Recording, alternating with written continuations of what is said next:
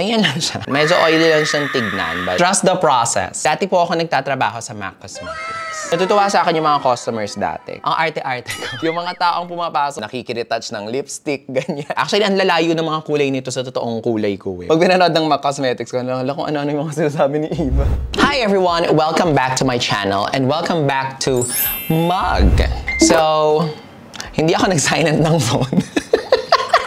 Silent. In today's episode, kita nyo naman, bagong gupit tayo. Kamukha ko ba si Atsuko? Asa na nga ba ako? Ayun. In today's episode, we will be assembling my drag face using all MAC Cosmetics products. So shout out to Kate and MAC Cosmetics family for sending me these goodies. Actually, matagal ko naman na siyang ginagamit. In fact, probably half of my drag makeup, my arsenal, my drag makeup arsenal is like MAC Cosmetics products. Kasi talaga namang gold standard sila. But for today, I'm just gonna try something new. We're gonna try an all MAC Cosmetics face. So, tingnan natin kung maganda and samahan niyo na ako. Let's go! So, of course, we're gonna start prepping the face using MAC Cosmetics Hyper Real Skin Canvas Balm. Pati moisturizer natin, MAC. Actually, akin naman talaga to. I always advocate for moisturizing and skin prep. Lalo na kung drag makeup, parang dapat lang mag-invest ka na sa ganda ng skin mo. Formulated with niacinamide, hyaluronic acid, and ceramide. Ganda siya, moisturizing cream. I'm just gonna block my brows and I'll be back. Huy, Mima! Gusto mo bang manalo ng mga makeup goodies from MAC Cosmetics, BYS, Absidy, Colorette Cosmetics, Lucky Beauty, at kung ano-ano pa? Tapusin mo lang itong episode ng mug natin today at mag-comment ka ng mga salitang Eva Liqueen Masikip. And then type in your Instagram handle. Make sure na nakasubscribe kayo dito sa ELQ channel ha. Hahanapin ko yung inyong Instagram page. Kapag nagustuhan ko ang inyong comment, you guys will be receiving makeup goodies courtesy of Mug. And we're back. Nagpadala sila ng strobe cream hydratant. You know, itong hydratant na to actually, I used to use this as parang primer. Ganda niya. So, if you guys have been watching this channel, you know that when I try other brands, they also send me these things called illuminators. So, ito, hydratant, it's a strobe cream. It has this shiny, shimmery finish, which I like when I'm putting on makeup. Kasi, ginawang lotion eh. Parang nagre-reflect yung light. And I like putting it on kasi hydrating siya. I always say, di ba, lalo na pag drag makeup, parang ang kapal-kapal ng makeup. Ang dry, ang mattifying. So, if you put illuminators underneath, maganda siya kasi nagbabounce back yung light. Ayan lang siya. Medyo oily lang siyang tignan, but it does the trick. So, let's put on our liquid foundation. Talaga namang sikat na sikat, trending, at viral na viral ang mga Studio Fix foundations ni MAC. Next, we're gonna put on MAC Lightful Coral Grass Tinted Primer with SPF 45. So, ito yung base ng tint. Actually, ano to eh, parang medyo maputi siyang tignan, pero drag makeup naman yun eh. So, always wear primer. Kahit yung mga protege ko, sinasabi ako siya, mag-primer kayo, mga bakal. A lot of the queens kasi tend to like skip this step. So, yung itsura ko para ako magsuswimming. Yung batang sinabihan sa beach na, mag-sunblock ka. Trust the process. So, maglalagay tayo ng liquid foundation. The liquid foundation that we will be using is the MAC Studio Radiance Zero Powered Foundation. This foundation, hindi siya full coverage, but I like it kasi it's very dewy. Lately kasi parang yun yung trend ngayon, yung mga dewy, dumpling, kineso. Yun din yung gusto nating i-avail. I'm using the shade NW20. So I'm not sure if a lot of you know this, pero dati po ako nagtatrabaho sa MAC Cosmetics. So, hindi naman ako nagtrabaho doon like plantilla. Pero dati po akong guest makeup artist. Ay! Nakalimutan ko mag-color correct. Ay! So itong base foundation na to, nilalagay ko lang siya talaga sa ilalim for drag makeup para mag-equalize yung color sa ilalim. Iba kasi diretso agad na concealer or Keratin paint stick. Ako laging may liquid foundation. So, yun na nga. So, dati, nagtatrabaho ako sa MAC Cosmetics. Ano to 2019. Nagdadrag na din ako sa Nectar. Ang gusto ko talaga nun is maging professional makeup artist. Ginawa ko nun, one day, napadaan ako sa Rustan sa Gateway. Nakita ko yung manager. Sabi ko, anong kailangan kong gawin para maging makeup artist dito? So, binigay niya sa akin yung, ito, kontakin mo to, message mo to. In-offeran ako ng part-time na trabaho. So, dahil part-time lang ako, hindi nila ako binabayaran ng cash. So, ang bayad nila sa akin, ano lang, makeup. Pero sakto kasi, di ba, aspiring makeup artist nga ako. Ang importante sa akin is dumami pa yung makeups na meron ako. Ang saya-saya ko lang sa MAC Cosmetics kasi para lang ako naglalaro. Imagine, papasok ako ng maaga sa Rustan, sarado pa lahat ng store. Pasok ako ng maaga, magme-makeup ako, magre-retouch ako, gagamitin ko lahat ng products. Alam mo yun, para kang batang nagtrabaho sa candy store. Tapos, Dahil nga, ang bayad sa akin ay makeup. Wala kasing pressure sa akin na humabol ng sales. Kasi nga, hindi naman ako regular. Mga regular kasi syempre, may quota na yung mga yan. Ako parang naglalaro lang talaga ako. Concealers. There's two types of concealers that I use. One is the MAC Studio Radiance 24-Hour Luminous Lift Concealer. Binili ko siya kasi ang ganda ng packaging. Ang atake ko nga, ang gusto ko mga luminous kineso, ganyan. Now, if I want like really strong concealer, I use this Studio Fix 24-Hour Smooth Wear Concealer. And this one is in shade NC10. So, sobrang light nito. Maglagay muna tayo nitong NC25. NC25 is what's close to my skin tone. Oh, ganyan. Para lang ma-brighten natin yung mga under eye. Ito, yung mga gatong chismis, ganyan. Sponge tayo. Para lang ma-brighten. Ayan! Naka-liquid na tayo, no? Now, isa-set naman natin siya with cream concealers. This is the Studio Fix Conceal and Correct Palette. Palette Correctorus et Anti-Cernes. Ganda niya, kasi andito lahat. Highlights and contours. Meron siyang counterpart, Studio Fix Sculpt and Shape Contour Palette. So, yung parang mga colors nito, nandito rin in powder form. So, ang gandang combo nito. Nagsimula muna tayo sa mga highlights. Ako ginagawa ko, minimix ko yung cream and peach. Tapos, ano kasi ko nun, di ba? So, parang dahil ako ay makeup artist din. Ako din yung market, essentially. Natutuwa sa akin yung mga customers dati. Kasi, ang arte-arte ko. Kung gaano ako ka-bubbly at ka-arte sa totoong buhay. Ganun ako as a salesperson. So parang pag may dumadaan, may tumitingin, ganyan, oh my God, I love your bag. Madalas ako makabenta kasi nga, best in rapport ako sa mga ganyan. Alam mo, you should try this. Alam mo yung, ang galing ko kasi mga etchos. Kasi nga, ano lang naman ako, parang iba kasi, di ba, parang they need to do sales. Ako minsan ganun eh. Ayoko pag nilalapitan ako ng salesperson. Kasi parang, hayaan mo ako mag-shopping. Pero kapag yung atake mo, parang mare-mare. Madam, parang bagay sa'yo ito. Alam mo yun? Basta naaalala ko, those are like some of the happiest moments in my life. Naalala pa kaya ako ng mga tao doon? Naalala ba nilang ako yun? Yung baklitang ang harot-harot dun sa branch. Okay, so maglalagay na tayo ng ating cream contour. Itong cream contours na gamit is NW35. Alam nyo ba kung ano ang acronym ng MAC? Type nyo sa comment section. Hindi, sige, sabihin ko na. MAC is short for Maria Angela Capintin. So ba ang founder ng MAC? Pag pinanood ng MAC Cosmetics ko, alam kung ano-ano yung mga sinasabi ni Eva. Ayun, oh, sweet lang, baby. Baby. Mag-set na tayo ng powders. Set natin siya ng powders. Usually, for powders, I use several kineme. Nakita ko to kay Patrick Star. So si Patrick Star, yung baking niya, nilalagay niya sa ilalim ng setting powder. I-set muna natin siya. We're just using the highlight powders here sa kanilang Sculpt and Shape palette. So i-brighten nyo na yung mga dapat na i-brighten. And then, I go in with a lighter shade of powdered foundation. I use their Studio Fix Powder Plus Foundation. This one, I use the shade NC15. Actually, ang lalayo ng mga kulay nito sa totoong kulay ko eh. Kailangan sobrang prominent yung highlights and shadows mo, lalo na if you're doing drag makeup. It's supposed to really have strong contrast ng color sa kanya para mag-register siya from afar. Actually, hindi pa nga to kasing puti eh. So, na-map out mo na kung saan yung mga highlight areas, and now I go in with a skin finish. I use the Mineralized Skin Finish Powder Foundation in this shade Medium Golden. Set. I'll just do my eyebrows. Gagamitin ko na tong cream bronzers to do my eyebrows. So, medyo kailangan natin ng matinding concentration, no? And then, using the Smooth Wear Concealer, I will carve out the rest of my eyebrows. Sinet na natin siya using Sculpt and Shape Contour Powder Enameled Kimberlyn. Now, let's do the eyes. Normally, hindi ko go to si MAC pagdating sa eyes. To be really honest, I just feel lang na pagdating kasi sa drag makeup, I need products that are packed with pigments. Talagang colors. MAC kasi, I have a feeling that when they do their eyes, parang they are thinking more fashion, more bridal. So, the colors are more muted. Kumbaga, medyo ano siya, hindi siya pang draga. MAC sent me this Connect in Color eyeshadow palette. Cute! Ganda! So, bigyan natin ng chance. They sent me this in these colors. So, parang pa-smoky yung attack natin dito, no? Ano ba bang makakwento ko sa inyo? Dalawang branches ako nagtrabaho na nasa MAC. Shangri-La at sa Cubao. Pero mas madalas ako dun sa Gateway. Masaya kasi dun sa Gateway kasi mas friend-diva ko talaga yung mga tao dun. So, Shangri-La kasi, syempre, ano yung mga tao dun, di ba? Medyo mataas ang conversion. Meaning to say, yung percentage ng mga taong pumapasok dun sa branch na yun, parang almost 90% na mga nandun, bumibili talaga. Okay, kita mo yung difference ng tao eh. Yung mga taong pumapasok sa gateway, minsan ano lang yan, nakikiretouch ng lipstick, ganyan. Pero go lang kasi syempre, pag nandun ka, hindi mo iindahin yung mga ganyang bagay. Customer service ka, hindi mo sila i-judge. Kasi minsan, akala mo hindi bibili. Yung pala, makeup artist ng GMA, ng ganto. Naalala ko meron akong suki dun eh, na parang baklang mama. Alam mo yun, yung parang, tsura naman ito, parang hindi naman to bibili. Pero wait, huwag mo nga anuhin kasi kung bumili yan, talaga mga 10,000 worth, ganyan. Makeup artist pala siya. Pero more often than not, sa gateway talaga, may mga nagre-retouch na.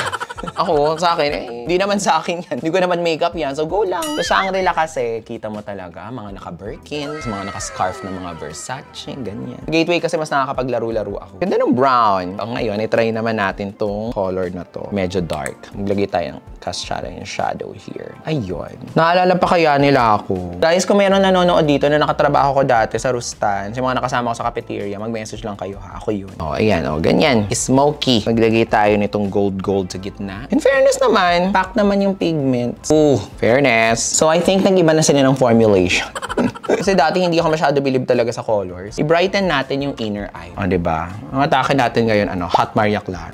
Now, let's use one of my favorite Holy Grail products pagdating sa eyeliner, which is the MAC Pro Longwear Fluid Line in shade Black Track. This is their gel liner. Hindi ito mawawala. Mula noon hanggang ngayon, kahit nung estudyante pa ako noong 2017 sa makeup school, iba yung pinapagamit sa akin, pero ako ito yung ginagamit ko talaga. Ayan. Naalala ko tuloy nung nagba-bridal pa ako, nung nagpa-fashion makeup pa. 2019, lahat ng klase ng racket talaga pinapatulan ko. Mga pageants sa school. Nasaan na kaya yung mga na-makeupan ko noon? Naalala pa kaya nila? I must admit na nung mga panahon na nagsa-start pa lang ako mag-makeup, medyo hindi pa ako ganun kagaling. Medyo basic pa talaga yung alam ko. You know, just like a lot of things, you have to keep on doing it kasi para gumaling ka. Pasensya na dun sa mga nagawan ko ng makeup na hindi masyado maganda. Pero maraming salamat sa suporta. Usually, ang mga sumuporta talaga sa akin dyan, mga malayong kakilala. Saka mga friends, some friends, ganyan. Pagkasal ng mga barkada ko, bagong balik kasi ko nun from Singapore. So, starting from scratch, ganyan. Sa mga kasal ng mga barkada ko, ako yung nagme-makeup. And then, I regret it.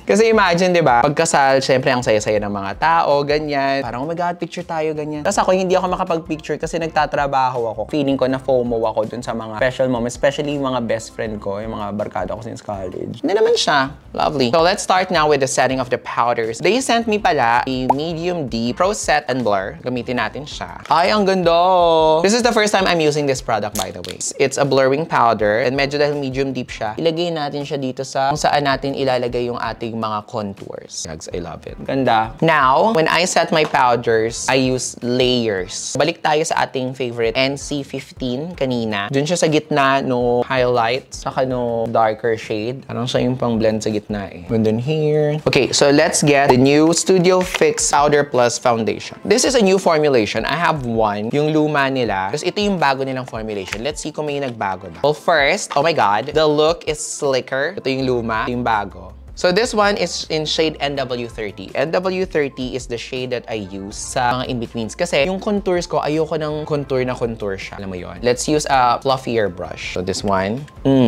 There. Perfect. So itong color na to, NW30, medyo malapit siya sa skin. Pero it's not dark enough to create that contour. Ginagamit ko siya. Maganda siyang pang-blend sa gitna. Now for the nose, ito yung ginagamit kong pang-contour kasi I do not like harsh nose contours. So all the kids, up to you. Pero for me, parang mas maganda kung hindi sobrang harsh ng nose contour ninyo. There. Gorgeous. We go in using this Emphasize Cream Accentuate Scalp Bone Kinesis. I use these for my highlights and I use these for the contours. So using a smaller fluffy brush, i-map natin ang ating contours. O, diba? Kita nyo na siya from here. Eh, may malay ko. So there's something about the art of like blending it na parang, wow. Ganun. So all the sisters and mga anak na magbe-makeup dyan, invest in your gamit. Invest in your makeup. Oh, and then, meron ka pang ganito. Oh. So may contours pero hindi harsh yung lines. That's the goal. The goal is yung para kang naglalakad na may ring light. So let's use the darker shade to really cast another heavier shadow naman. Only in some parts. You want the cheekbones deep.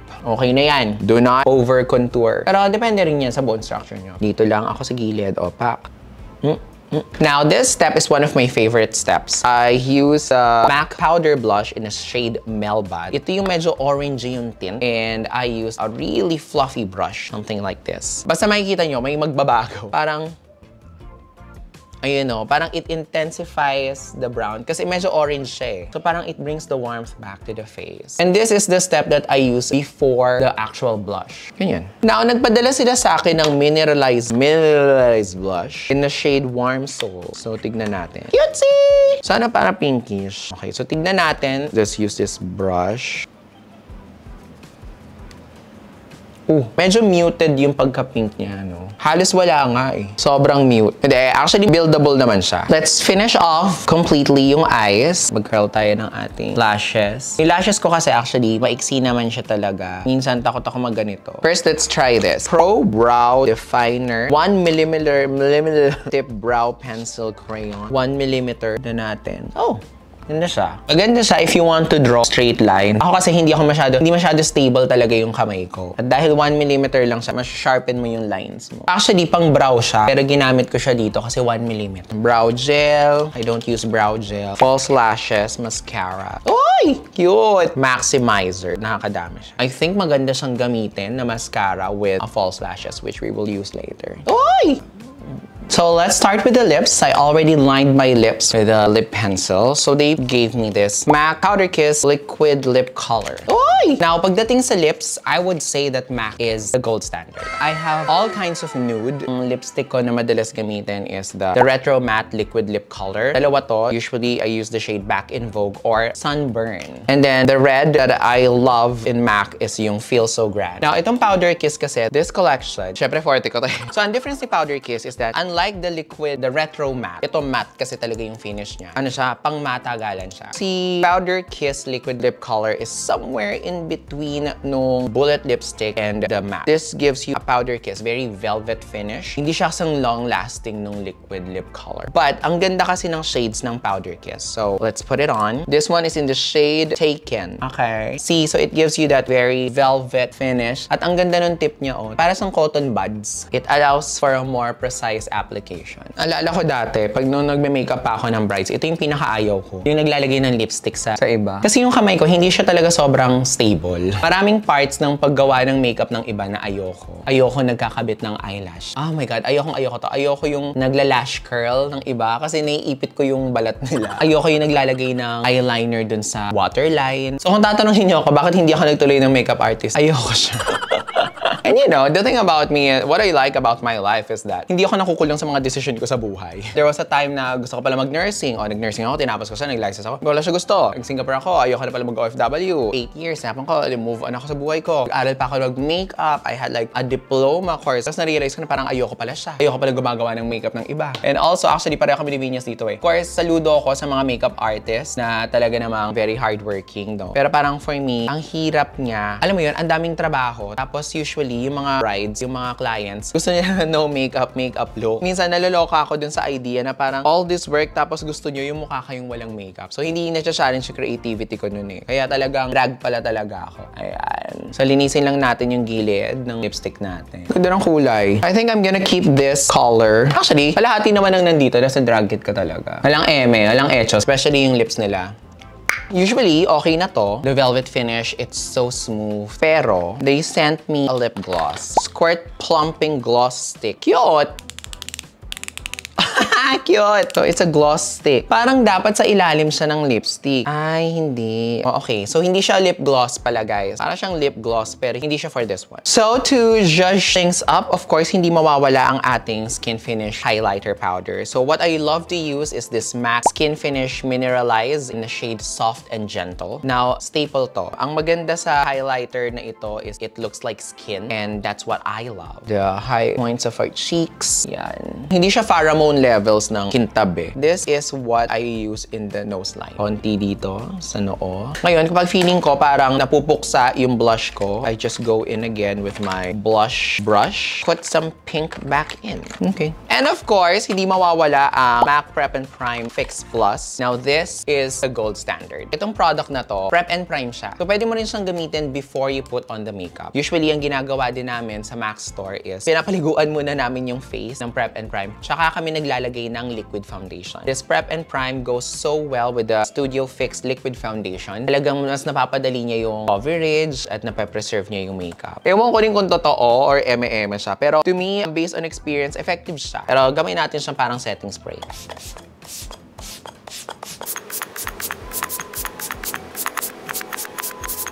Ganda.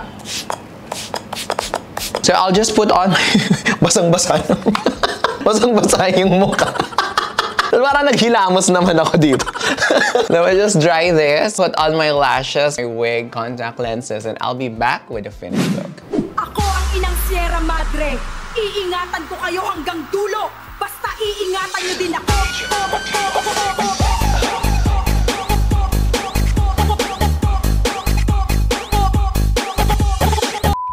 And this is the final look. I love it. Babae, naturalan. Parang ano lang, pinanganak na maganda.